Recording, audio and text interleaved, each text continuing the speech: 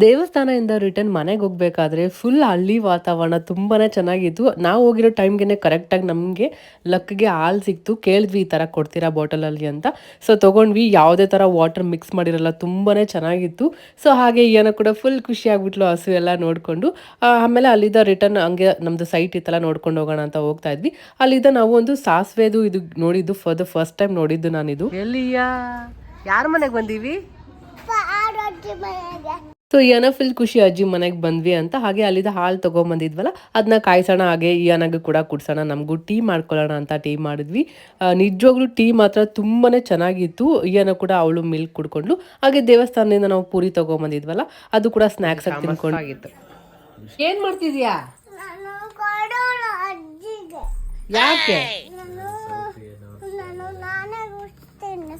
Full ವಿಡಿಯೋನ ನಾನು ಯೂಟ್ಯೂಬಲ್ಲಿ ಶೇರ್ ಮಾಡಿರ್ತೀನಿ. ಇಷ್ಟ ಇದ್ದರೆ ಲೈಕ್ ಮಾಡಿ ಮತ್ತು ಫಾಲೋ ಮಾಡಿ.